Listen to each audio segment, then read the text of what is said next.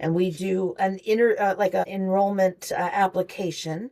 So we know more about them when they come in for their interview. And obviously with this age group, we're working with 18 to 24-year-olds. Technology is in their DNA. And so we have to embrace technology in order to reach them, continue to engage them. Now with AI, we are able to take that information. In fact, we're doing this right now. We're doing kind of our third year use of the curriculum. We're doing a refresh. It was created in a time of pandemic, so it's got this overtone, a little bit of, that pandemic-y kind of overtones to it. And now we're Yes. saying, make it more current. Not only make it more current, but insert the vernacular of our students. Now, I do not stand in front of our classroom and say, yo, bro, but that could be part of how AI informs us of the current, trends of the people who we're reaching. All right, so you have that. Hello, everyone. Welcome back to another episode of Second Brain, AI-powered business thinking. I'm your host, Vimal Patel from RoundTechSquare. Today, we have a guest, Nicole from Redwood City, California, from a wonderful brand called Fortitude Careers. Nicole, welcome to the podcast. Thank you for Thank being you. here. Thanks for having me. Glad to be here. Happy Friday. Nice. Yes, happy Friday too. Fortitude Career is one of the unique brand. I've been talking to so many of the leaders into construction and then in a domain of that industry.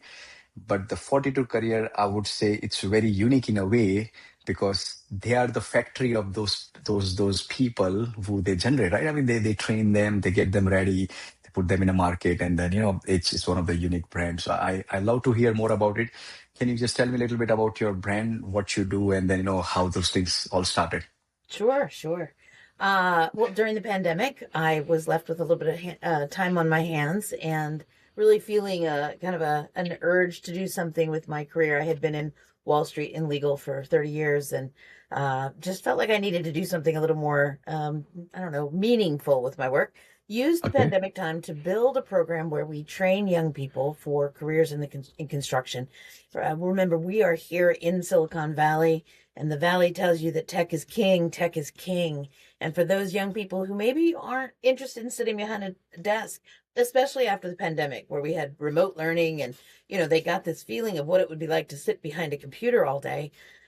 We thought, no, there's got to be another path for young people who maybe don't want to go into tech. And so I created Fortitude Careers, and it's allowing young people who maybe had some early life challenges to rise up and to find their path, their professional path, to be able to sustain themselves economically and stay in the Bay Area, the most expensive economy in the country, and raise their families here. So we've been in business since 2020, and we've graduated 100 students, and Wow. every day it's a joy to do the work. Nice, nice. I mean, it's really indeed a nice initiative in the sense of, understanding the requirement of, the mankind, and then not only doing traditional way of helping them, but, very non-traditional way. And then, just looking over everybody and then doing a really wonderful job. Thank you very much. And then being a 501c, it just, puts a lot of time and effort for you to kind of, be out there and then do it and then, kind of justify the whole effort. So yeah, so thank you for that. Let's just get to those questions we were discussing about saying that Sure. the Fortitude Careers starts in pandemic, work from home culture, and everything was kind of paused and stopped. So how did you use the technology in terms of like, launching this thing? And then what was your thought process of using technology? Interestingly enough, AI was not really a prominent tool in 2020 when we were beginning this. And so, we used technology in terms of looking up prior work that had been done that we could kind of copy over. And that got us in this mindset of you don't necessarily need to create what will help you to succeed. You need to find the data, find the information, and that will help you to succeed. And it was this natural on ramp to using AI. And so as AI has evolved and as our program has evolved, we use technology every single step of the way in everything we do. And that includes our client facing or our student facing interactions and how we teach them to adopt AI and use that as a tool, just like any tool in their toolbox. And so it really has become, interestingly enough, second brain is exactly the mentality that we have. We're not asked Nice. necessarily to do our work, but to refine it so that we put less effort into it. We give the thought, and it conjures the data that we need to use. So. Nice, nice. Okay, so you started in the time where it was not there, Mhm. like you said, in 2020 pandemic. But Mhm. at the same time, when you start the journey, you must have get a lot of help through these automation tools and the softwares, and then kind of speed up the whole process. You might have done in the last 6 years, maybe 10 years, 10-year worth of work in within a 6 years. I Oh, mean, I assume for easily. sure, easy, right? Absolutely. Absolutely. So we're a two-person team. And Okay, we run 4 cohorts a year, which is it's a very robust program. It requires a lot of administrative of management, and okay, I and my colleague use AI on the daily. We use it for refinement of messaging, not just what we want to say, but what does our audience want to hear? What do they need to hear? What will motivate them to donate to our program, so to speak, right? Or how do we know that we are training to the standards of okay. what our recipients, our industry recipient of construction, how do we know that what we're creating is in line with what their expectations are? And whereas that might have been a multi-week or multi-month effort of research previously, it's now a couple of weeks of deep dive, it's data and it's intelligence gathering, and then it's refining of messaging that we feel very confident with the data, with the Okay. statistics, everything. Okay, nice, nice. So now this Fortitude Careers always look for people as a students who want to get trained for this niche market, right? Now, how are you leveraging technology? And maybe a little bit AI as well in Mhm. terms of getting the students to enroll in the system and then kind of reach out to them and then match those matchmaking, saying that okay, hey, you are the service and then training provider and then wonderful organization, nonprofit. At the same time, they are the people who are looking to do something like that and then just start at some point. How you are kind of finding them with the use of tech and AI.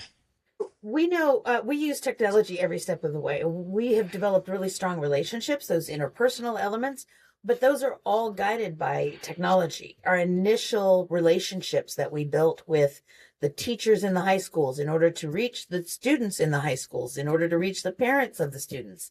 Wow. We also use social media considerably. LinkedIn, Nextdoor. I'll post on Nextdoor, and the intention is that we'll see that parents and grandparents, aunts and uncles will see, and they'll know of that child in their family who really needs a start.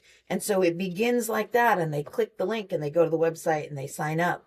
And we do an an enrollment application, so we know more about them when they come in for their interview. And obviously, with this age group, we're working with 18 to 24-year-olds.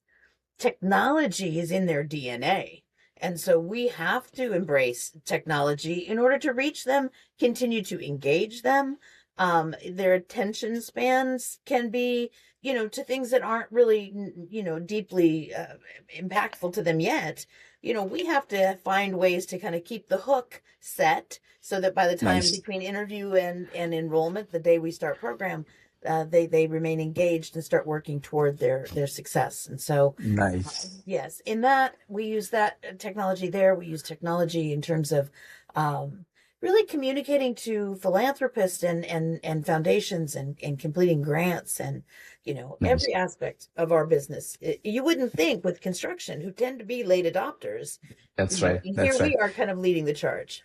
Yeah, no, nice. I mean, it's very interesting because see the age group what you work with, 18 to 24, like you said, it's very easy at the same time it's very challenging, right? I mean, Mhm. because they have a access of tech and then the hardwares like anybody in the world, and then they are very fast at it. Like I was the other day I was just talking to one gentleman in a high school. He's like 19, and then he was standing right next to me. We were ordering coffee.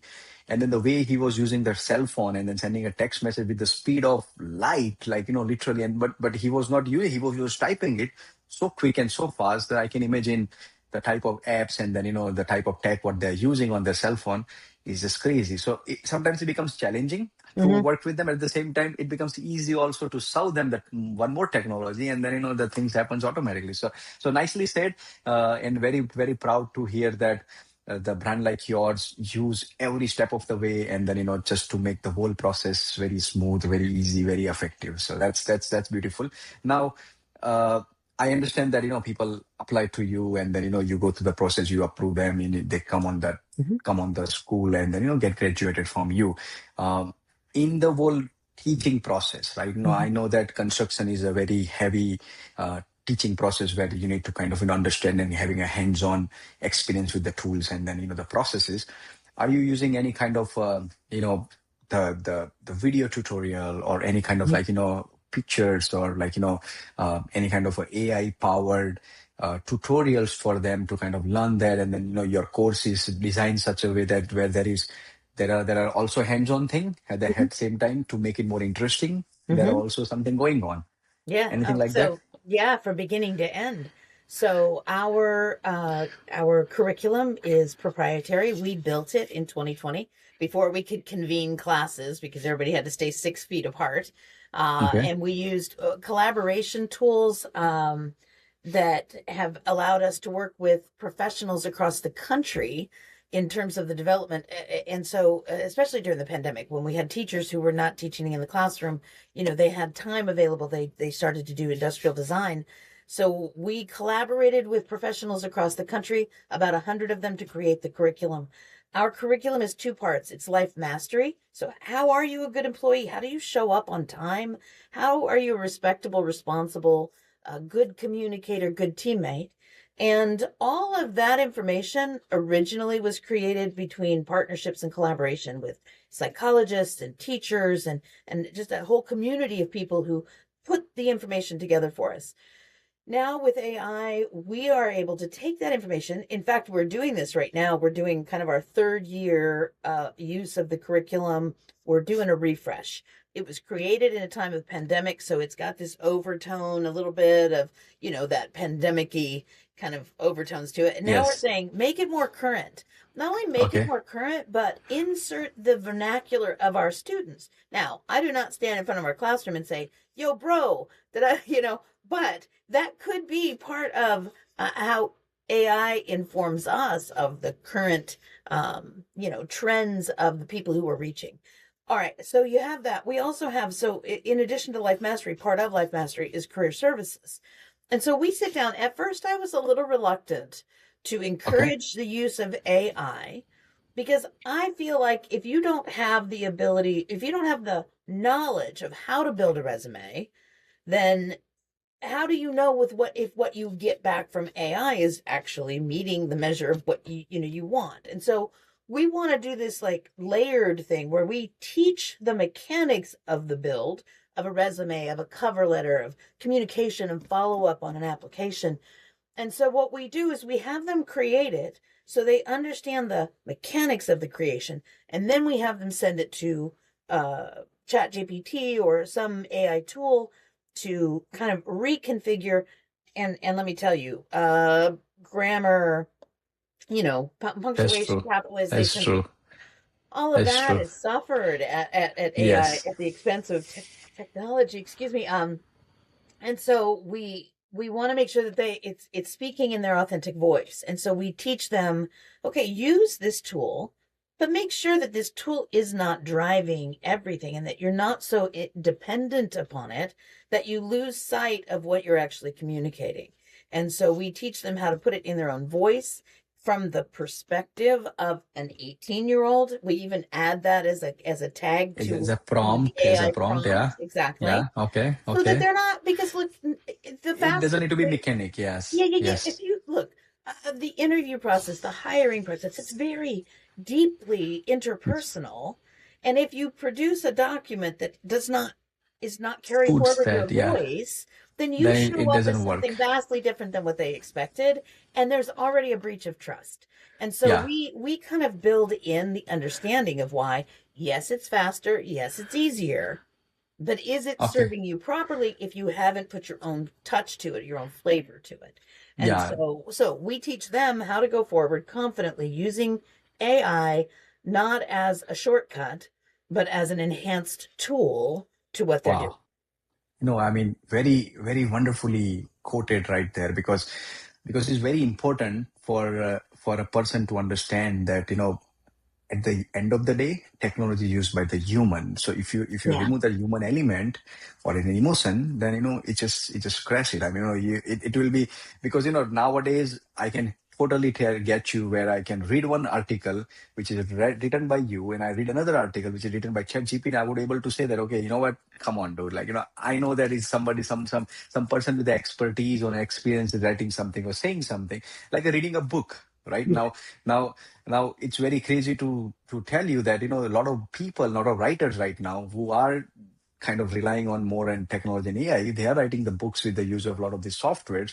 You can read their content versus a 30-year-old book. If I'm going to pick up from my book, kind of a stand, and then if I read that, then I would know that, okay, hey, this is his thought, this is his like real imagination versus a computerized. No, Yeah. like very nicely said. Yeah. And then the way you saying about using it very smartly, and then Hmm. you are teaching them that how Hmm. to use those things very smartly. It's just very, very wonderful, very, very beautiful. So the last question and the next question would be, if I can ask you that, okay, hey, which is another one process or a scenario you would like to think of, saying that, okay, I wish in my business or in my whole system, if that AI can fix this scenario, AI can fix this, technology can fix this kind of a process, which is not there yet. I mean, which has a little bit of still room to kind of improve for the people like us who are creating technology. What do you think about that one piece of thing which you like to kind of highlight here? Gosh, every day I'm so grateful for technology, for AI, for the ease of process, for the refinement of my thought in the delivery of our message. And so, really, on that aspect of it, the business end of it, I mean, we're so delighted to have the tools that we have that I couldn't even begin to think of how could we even improve. I'm still absorbing how much we have improved just even the last 4 years. But Okay. in terms of how we embrace technology going forward, how we see that complementing what we do is to continue to be aware of and building for how technology influences construction. For instance, in the summer program we're starting this year, we're calling the FAST program. We're working with an adult school, and we have a much shorter period of time than we do in our 8-week cohort. So we only have Okay. 3 hours a night, 2 nights a week. So how do we condense all that information? How do we still get the value of what Fortitude brings to an individual in a much shorter, condensed version? And so we've elected to explore using VR headsets as direct kind of uh, tool use and familiarity, and know which tool to grab now. And then what that does is that allows them to become familiar with the tools of the trade without the need for a big shop environment or all of those tools there, that when they actually mature to that point, that they'll be more familiar with the tools. So the learning process of their physical interaction with the profession they've chosen is enhanced by a pre VR experience of familiarity and awareness. And also, they don't cut fingers off when they're using saws Okay. and it's in VR, Understood. right? Understood. That process is evolving very quickly, and it's still a little clunky. I Okay. mean, Okay. the Nice. headset and all the things, and trying to use tools with that on, but I see that as being kind of a really key element to training across the universe of training, is to Yeah. have that Nice. experience evolve. Wow. I mean, yeah, I know that's very, very insightful in terms of having a use of technology. VR, those Apple Vision Pros, and then those Meta glasses can Yes. do wonders in terms of this kind of a training module or training process, and make them having a hands-on experience. So very nice. That being said, I have a lot of insightful information. It will be very useful for those audience to understand that what can be done, what is next. At the same time, before I let you go, please tell us more about where can we reach you at. Like, for example, if somebody wants to believe in the whole efforts of yours, and then kind of join your mission and vision, where Mhm. they can find you at. Well, listen, I'll speak directly to your tech focused audience, and that is that there is a great deficit of construction individuals available to build data centers that are the life's blood of technology. And Wow. so Yes. any endorsement that we have from the world of tech to continue to build the construction workforce is greatly welcome. And that would be, you can find us at our website, www.fortitudecareers.org, because we're a Okay. nonprofit, it's .org. And for those who would like to donate, please, it's /donate. We would welcome any donation and encouragement of our work. But also, I'd encourage you to go out and look at our YouTube channel. We've got Okay. student testimonies about how this program has changed their life, and really a greater, deeper dive on the impact that it has on the industry, the construction industry, and on the community. So we welcome Okay. you to see our Nice. videos there. Nice. Yeah, I'll promise I'm gonna mention all those things on that video, and Great. then I'll have the audience to kind of look at you, and then kind of follow you. But till the Fantastic. next episode, thank you very much, Nicole. Thank you very much, everybody. We'll see you soon. Thank you. Have a great weekend. Bye bye. Yeah. Bye.